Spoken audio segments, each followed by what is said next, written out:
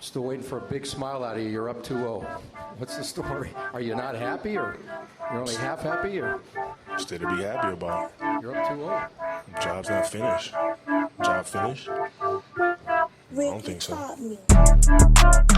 Welcome, ladies and gentlemen, to Rick's BLAZIN takes. You could have been anywhere in the world, but you here with me. I appreciate that. So without further ado, let's get right into it. Yes, sir. SimWorld, what's up? This is Rick Blaze coming to you another episode of Rick's BLAZIN takes. The ins and outs of what's happening in SimWorld as I see it. Shout out, I want to start the show off with a shout out to Trey Hyman with another award. I don't think there's been any awards, maybe one, that's been given out so far that Trey Hyman hasn't been a part of in some way, shape, form, or fashion. My man is just tearing it up. He has a cornucopia of awards. Shout out to him and his team and his coach, right? But this next award I'm going to talk about that hasn't been announced yet. I'm positive Trey Hyman will not win this one. At least I think I'm almost positive he won't win this one. And that's Coach of the Year. I think there are some really good candidates. I want to talk about 5 candidates for Coach of the Year. Okay. I want to talk about, in no particular order, I want to talk about Coach Drayden. I want to talk about Coach Lee, Brett Lee. I want to talk about Coach Pope, Bay Area's Coach Pope. I want to talk about Coach Dodge, and I want to talk about Coach Kusa, Coach K.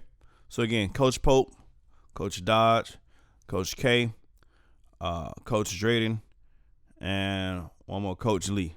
Those to me are my top 5 candidates for Coach of the Year. You may agree, you may disagree. And I want to talk about why each of those can or has a case for why they can win Coach of the Year. I'll start with Coach Dodge. First of all, her Originators team has been one of the best teams all season long.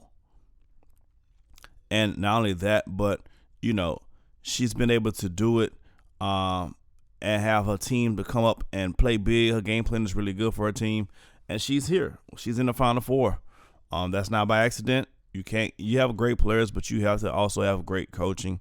And although I think she has her team playing with a lot of poise, and she's just been consistent all year long. There's something about consistency that I don't think gets enough credit. I think gets overlooked a lot. So Coach Dodge has been consistent all year long. Her team is in the Final Four.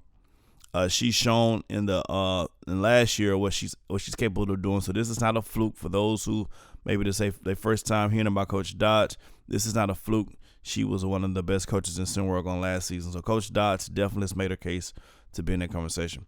Coach K has done an awesome job this year. Coach Kusa, his team started off terribly. I think 0-5 or 1-6 or something like that. Terrible record. They won an outside looking in. No one knew if they were going to turn the ship around. Also, you got to factor in Tyson Simpson. Someone's coming into a new situation. He didn't. He dominated last season in Toronto, but this team didn't play well. So you didn't know if Tyson Simpson was a winner or not. You didn't know what his attitude was, the adjustment he was going to have to make. And Coach K had to make all of that work. He had to stick with a game plan, although it wasn't working early. Maybe he made some adjustments. I'm sure he did. And now all this team got bounced out. His team was a much better squad over the course of a year than where they started. That says a lot about the team. That says a lot about the coach. So Coach K, Coach Kusa has to get a lot of credit for that. Coach Pope for Bay Area. Hey, you know what? He gathered a lot of talent. But just because you gathered a lot of talent doesn't mean it's not going to blow up in your face. You have to manage that talent. You have to manage those egos.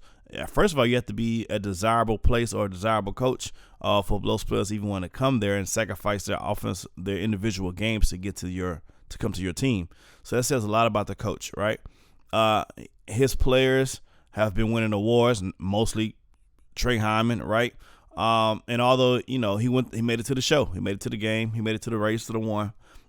They got bounced out, but he finished as a number 5 seed. His team was in the top 3 seeds all season long in a tough, murderous road division. So Coach Pope definitely deserves that credit. Coach Brad Lee, speaking of consistency, the man has just been consistent all the way through.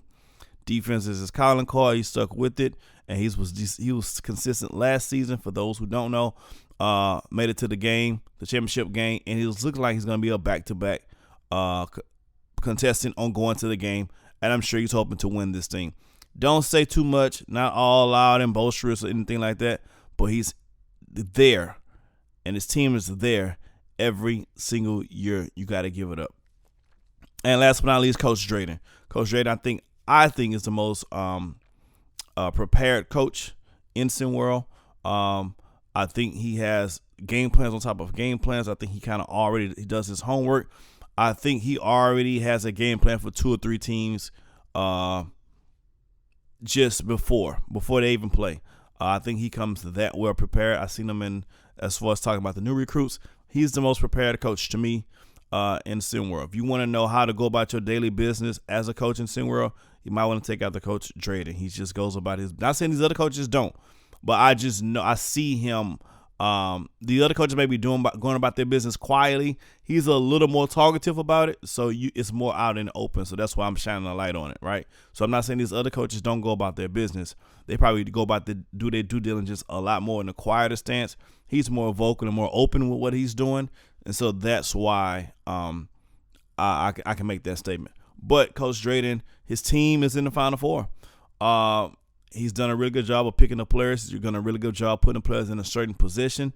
And he's always on the front line for his players, whether right, wrong, and indifferent. He's always on the front line for his players. So to me, any of those 5 coaches are honorable mentions or considerations for Coach of the Year. If you pick any one of those 5, it's cap. I love Coach Bellotti. That's my guy. But, next year he'll probably be in this thing. Coach Murray has done a really good job with Run DMV, but no, I don't think he's top 5 right now this season.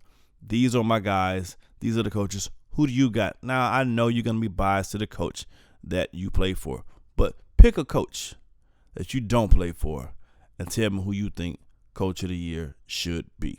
See y'all tomorrow.